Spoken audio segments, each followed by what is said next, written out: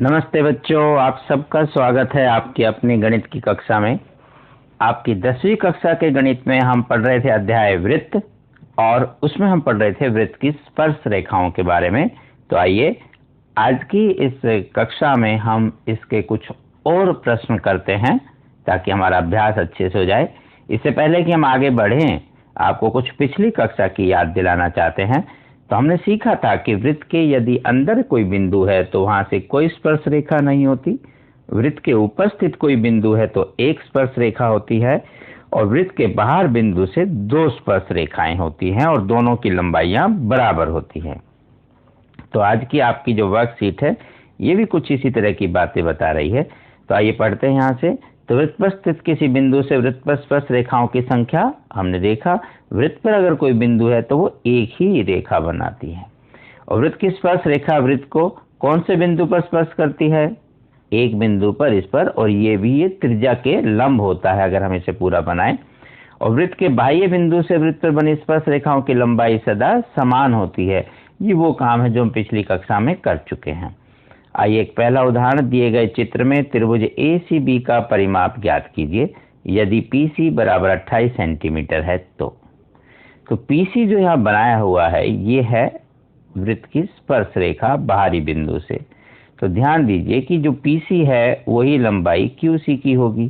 थोड़ा सा इसको समझ लेते हैं, करना आसान हो जाएगा। आइए और थोड़ा सा जूम करें। ओके, अब क्योंकि हमें पता है कि ये पूरी एक स्पर्श रेखा है और ये पूरी जो स्पर्श रेखा है, तो दोनों लंबाइयां ये और ये दोनों बराबर होंगी, और ये पूरा कितना दिया हुआ है? 28 सेंटीमीटर। अब क्योंकि हम ये भी कह सकते हैं, देखिए अलग रंग से दिखाएं, कि A बिंदु से ये है स्पर्श रेखा, तो ये भी A बिंदु से स्पर्श रेखा है, तो इन दोनों की लंबाइयां भी क्या होंगी? बराबर। इसका मतलब यदि ये हम x लेते हैं तो ये भी आपका x हो जाएगा, और क्योंकि पूरा 28 था इसमें से x ही निकल गया, तो ये जो हिस्सा बच गया है ये कितना हो जाएगा? ये हो गया 28 माइनस x। ऐसे आराम से लिख सकते हैं। इसी प्रकार यदि हम देखें तो बिंदु B से BQ ये एक स्पर्श रेखा है, ये भी एक स्पर्श रेखा है, और ये दोनों लंबाइयां क्या होंगी? बराबर। अगर मैं इसको y मान लेता हूं तो ये भी क्या हो गया? y। बट क्योंकि पूरा 28 था इसमें से y ये निकल गया, तो जो बच गया ये वाला हिस्सा, ये कितना हो जाएगा? ये हो गया 28 घटा y। अब हमें बताना था त्रिभुज का परिमाप, और त्रिभुज कौन सी? ACB। तो ACB जो हम देख पा रहे हैं, ACB ये वाली, आप यहां से ACB ऐसे पढ़ें या ABC पढ़ें, ये वाली ABC, तो ये आपकी त्रिभुज है जिसका परिमाप बताना है। तो उस परिमाप में क्या होगा? AC plus AB plus BC। तो AC तो है 28 माइनस x, ये हो गया x, और साथ में ये टुकड़ा y, तो x प्लस y आप कह सकते हैं, AR प्लस में BR, और ये हिस्सा हुआ 28 माइनस y। जैसे हम इस सबको प्लस करते हैं, थोड़ा सा यहाँ लिख देते हैं, तो हम पूरा करते हैं, ये हो जाएगा 28 माइनस x प्लस x, ये वाला प्लस ये प्लस y, और 28 माइनस y। ऐसा लिखने से आप देख पा रहे हैं y से y कैंसिल हो गया, x से x कैंसिल हो गया, 28 और 28 कितना हो गया? 56। तो ये बहुत ही आसानी से आप ऐसा बता सकते हैं। और आगे से याद भी रखें कि यहाँ इस प्रकार बनी त्रिभुज का परिमाप, त्रिभुज की ये जो स्पर्श रेखा बन रही है बाहर के बिंदु से, इसका दुगना होता है। तो एक नंबर का सवाल होगा तो आप बहुत जल्दी करेंगे। अगर स्पर्श रेखा की लंबाई 28 है तो परिमाप 56, स्पर्श रेखा की लंबाई 10 है तो परिमाप 20, स्पर्श रेखा की लंबाई 15 है तो परिमाप 30। यह उल्टा भी पूछा जा सकता है कि त्रिभुज का परिमाप 50 है तो स्पर्श रेखा की लंबाई 25। ऐसे आप आराम से याद कर सकते हैं। इसने जो किया है यह भी ऐसी है, बस फर्क सिर्फ यह है कि यहाँ सारे नंबर लिखे हैं, आप वो भी एक बार देख लेते हैं, इससे थोड़ा समझने में आसान हो जाता है जो आपको बताया, बस और कोई बात नहीं। तो यहाँ आप देखेंगे P और AR बराबर है, क्यों? क्योंकि स्पर्श रेखाएं हैं। ये भी बराबर है, क्यों? क्योंकि ये भी स्पर्श रेखाएं बाहर के बिंदु से। ये बराबर क्यों है? क्योंकि ये भी बाहर के बिंदु से स्पर्श रेखाएं। ये बातें आप लिख देंगे। अब लिखेंगे ये 28 है और ये होता है पी ए जमा ए सी। तो ये जो पी सी था ये हुआ पी ए जमा ए सी, बस वहाँ पर ये पी ए सी ये आपको लिखना होगा। यहाँ हमने एक बार एक्स लिखा तो फटाफट वो 28 माइनस एक्स लिख सकते थे। ये सब यही है।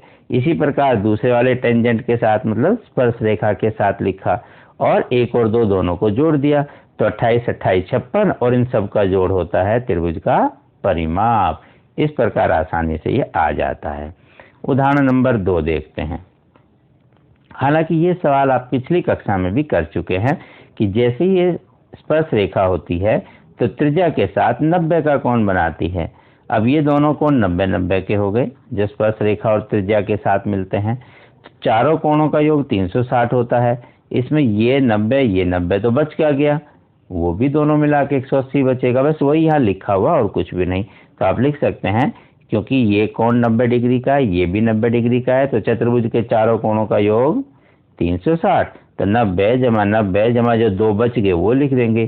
तो उन दोनों का जोड़ भी कितना हो जाएगा, सरल करने पर 180।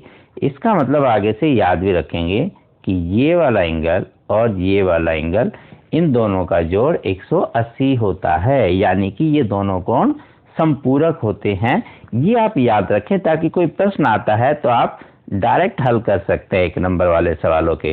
पिछली कक्षा में अभ्यास के प्रश्नों में एक प्रश्न ऐसा हमने किया था। आइए अगला सवाल करें।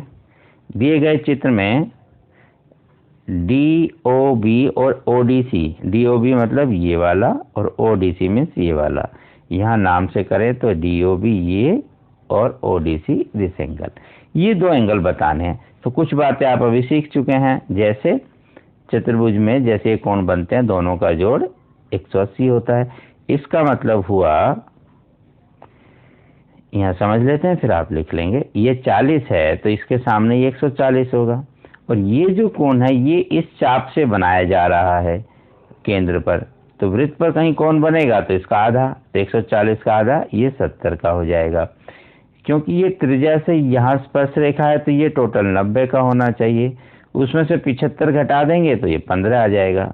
और ये पूरा क्योंकि 360 होता है, 140 जब घटाएंगे तो ये 220 बचेगा।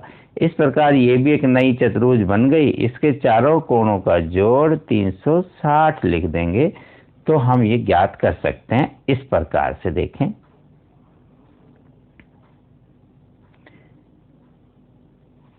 अभी देख लेते हैं। तो यहाँ ये आपके पास है DOB DAB 180, एक 40 दिया हुआ तो दूसरा कितना हो जाएगा 140, जैसे बताइए 140 हो गया। अब ये क्योंकि त्रिज्या के साथ मिलता है तो 90 है, तो यहाँ पर त्रिज्या बनाइए 90, जरूरत नहीं है, यहाँ की जरूरत थी। तो इधर 90 है तो इधर भी 90 होगा। 90 में से 75 घटा दें तो छोटा सा जो OBC बन गया वो कोण कितना का हो गया 15 का, जो कि यहाँ लिखा हुआ OBC 15 डिग्री।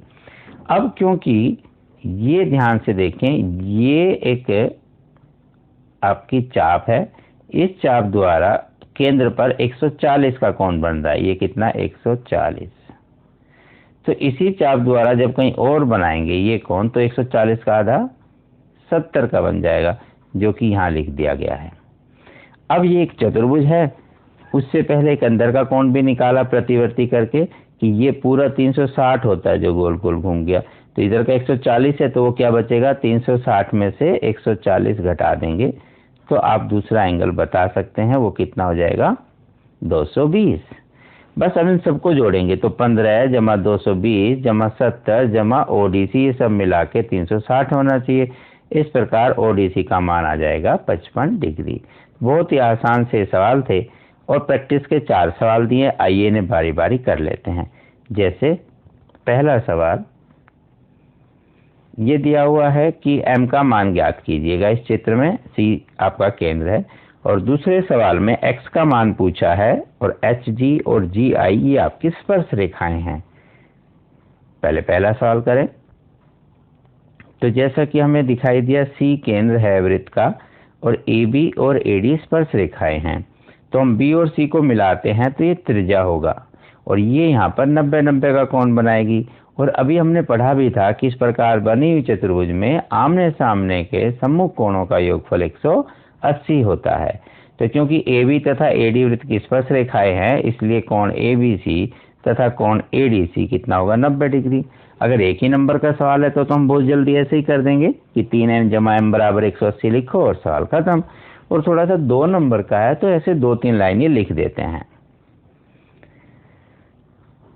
तो ये चतुर्भुज ABCD में हम लिखेंगे चारों कोणों का जोड़ 360 होना चाहिए। तो m जमा 3m जमा 90 जो B वाला था और D वाला भी 90 बराबर 360। तो ये हो गया 4m जमा 180 बराबर 360। ये हो जाएगा 4m बराबर 360 में से 180 घटा देंगे तो 180 ही आ जाएगा। और अब इसको 4 से भाग करने पर यह आ गया 45 डिग्री। लेकिन वो m पहले ही डिग्री में दिया है, इसका मतलब यहाँ m डिग्री में ही था, तो m का मान हम लिखेंगे 45। इस प्रकार हम आसानी से ज्ञात कर सकते हैं। अगला सवाल है जिसमें स्पर्श रेखाएं दी हुई है और हम जानते हैं स्पर्श रेखाओं की लंबाइयां तो समान होती है। तो GH और GI बराबर है, इन दोनों को बराबर रख देंगे। क्यों बराबर है, कारण लिख सकते हैं क्योंकि ये वृत्त के बाह्य बिंदु से स्पर्श रेखाएं हैं। तो x जमा 10 बराबर हो जाएगा 2x घटा 1। 2x को x की तरफ ले जाएं या x को 2x की तरफ ले जाएं, 1 को इधर ले आएं तो 11 बराबर 2x घटा x मतलब 11 बराबर x। इस प्रकार x की वैल्यू आ जाएगी। अगर ये कहीं सेंटीमीटर वगैरह में होता तो आप वो लिखते, अभी खाली आप इकाई लिखें या x = 11 ही लिखकर छोड़ सकते हैं। अगला सवाल है 6 सेंटीमीटर त्रिज्या वाले वृत्त पर। देखिए 2 सवाल में आपको चित्र बना कर दिया है और अगले इन 2 सवालों में सिर्फ भाषा का प्रयोग किया है। तो हमें लैंग्वेज पढ़कर चित्र बनाना आना चाहिए जिससे कि हम सवाल आसानी से कर सकें। तो 6 सेंटीमीटर त्रिज्या वाले वृत्त पर 2 स्पर्श रेखाएं, तो 2 स्पर्श रेखा बनाएं और 120 डिग्री के कोण पर वो झुक रही हैं। स्पर्श रेखा की लंबाई बतानी है। आप चाहें तो इंग्लिश में भी पढ़ सकते हैं। तो 2 tangents make an angle of 120 degree. Circle की रेडियस 6 सेंटीमीटर और हमें बताना है कि लेंथ ऑफ टेंजेंट 2√3 होता है। आइए देखें। सर्कल, सेंटर, ये 2 टेंजेंट हैं जो आपस में 120 डिग्री के कोण पर झुकी हुई है। तो बनाया ऐसा था कि 120 के लगभग बने, देखने में आपको लगे थोड़ा सा ऐसा बस। तो यहाँ त्रिज्या के साथ ये मिलाएंगे 90 डिग्री पर मिलती हैं और त्रिज्या से यहाँ मिलाएंगे तो ये एक समकोण त्रिभुज बन जाएगी। आइए नाम रख लेते हैं। तो ये पूरा कोण 120 का है और ये रेखा इसका आधा करती है। पिछली कक्षा में भी आपने पढ़ा था कि ये इन कोणों का समद्वि भाजन करती है। तो यहाँ O, P, A, B ऐसे कोई नाम रखें। तो क्योंकि APB 160 है पूरा 120, तो APO जो होगा वो इसका आधा हो जाएगा और हम लिखेंगे 60 डिग्री। तो ये अंदर का कोण 60 डिग्री हो गया। और OAP वो 90 होगा क्योंकि वो स्पर्श रेखा पर बना हुआ कोण है। अभी हमारे पास बनी समकोण त्रिभुज। तो 90 के सामने होता है कर्ण। तो समकोण त्रिभुज में कर्ण हुआ OP, आधार और लंब आप किसी को भी कहेंगे।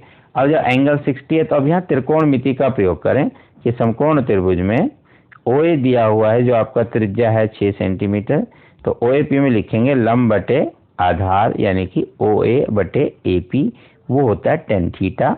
तो tan 60 डिग्री हो जाएगा क्योंकि वहाँ P तो 60 का है और tan 60 होता है वर्गमूल 3। ऐसे लिखेंगे, क्रॉस मल्टीप्लाई करेंगे तो AP हो गया 6 बटे वर्गमूल 3। और सरल करने के लिए हर का परिमेयकरण करें तो √3 से गुना, √3 से भाग, √3 गुना √3 बन जाएगा नीचे 3, 3 दूनी 6। इस प्रकार काट के लिख देंगे 2 वर्गमूल 3। यही हमें सिद्ध करना था। यदि ये एक ही नंबर का सवाल होता तो हाइट एंड डिस्टेंस, ऊंचाई और दूरी के एक शॉर्टकट आपको बताया था। तो 60 के सामने साइड बड़ी होती है, उसके दूसरी वाली छोटी होती है। छोटी साइड निकालने के √3 से भाग करते हैं तो सीधा उत्तर आ जाता 6 बटे वर्गमूल 3। सरल करने के लिए आप उसे रेशनलाइजेशन करते, बस इतनी सी बात थी। बट थोड़ा सा लिखना था तो एक एक लाइन ऐसे समझ के लिख देंगे। अगला है एक वृत्त DEF की भुजा EF को बिंदु P पर और भुजाओं D तथा DF को बढ़ाने पर Q तथा R पर स्पर्श करता है। तो सिद्ध कीजिए कि ये परिमाप का आधा है। अगर आपको याद दिलाएं तो अभी जो हमने उदाहरण पहला किया है वो तस्वीर बिल्कुल ऐसी ही बनती है, बस पूछने का ढंग अलग है। वहाँ स्पर्श रेखाओं की लंबाई दी हुई थी और परिमाप पूछा था। और यहाँ बताना है परिमाप और उसका संबंध। तो वही सवाल है, देखो वहाँ भी परिमाप 28 का डबल निकला था ना, वही यहाँ सिद्ध करना है। तो वही सब बातें हम दोबारा लिखेंगे। ये वृत्त है, वृत्त के स्पर्श रेखाएं हैं, और ये स्पर्श रेखा कब बन रही है, वृत्त टच कर रहा है, स्पर्श कर रहा है इस त्रिभुज को, त्रिभुज का नाम है DEF, और DE को बढ़ाने पर मिलता है यहाँ तो P पर, वहाँ Q और यहाँ R पर। ये सब लिखा हुआ था कि यहाँ पर वो P पर मिलता है EF को तो, और DE और DF को बढ़ाएं तो Q तथा R पर मिलता है। बस इतनी सी बात थी। अब हम आगे चलते हैं। तो परिमाप त्रिभुज का निकालेंगे DEF का। तो परिमाप जैसा कि आप बता सकते हैं DEF का परिमाप तो तीनों भुजाओं का जोड़ होगा, तो DE जमा EF जमा DF, इस तरह से आप परिमाप निकालेंगे। तो कर लेते हैं। तो DE जमा EF जमा DF या FD जो भी आप कहें। DE ऐसे कैसा लिखें, EF को ध्यान से देखें। EF दो हिस्सों में बटा हुआ है, जहां P पर टच कर रहा है तो हम इसे लिख सकते हैं आधा हिस्सा है EP और उसके बाद आधा है FP या PF। तो यहाँ भी लिख देंगे EP और PF, बाकी ऐसे कैसा। अब ध्यान से देखें तो EP है, ये भी स्पर्श रेखा है जो E से आ रही है, तो E बिंदु से एक और स्पर्श रेखा भी है, वो है EQ। तो EP तो EQ के समान होना चाहिए, क्योंकि EQ और EP बाहर बिंदु E से ही स्पर्श रेखाएं हैं, तो ये समान होना चाहिए। तो हम लिख देंगे EP के स्थान पर, क्योंकि ये समान है तो इसका दूसरा नाम EQ लिख सकते हैं, इसकी जगह रिप्लेस कर देंगे। इसी प्रकार जो PF है वो किसके बराबर है, RF है या FR, जो भी आप उसे कहना चाहें। ये ब्लिंक करके जो दिखा रहे हैं, ये दोनों स्पर्श रेखाएं बाहर के एक बिंदु से, इसलिए दोनों बराबर होंगी। तो यही नाम यहाँ पर लिख देंगे। तो PF बराबर हो गया FR या RF, वो आप कुछ भी लिख सकते हैं।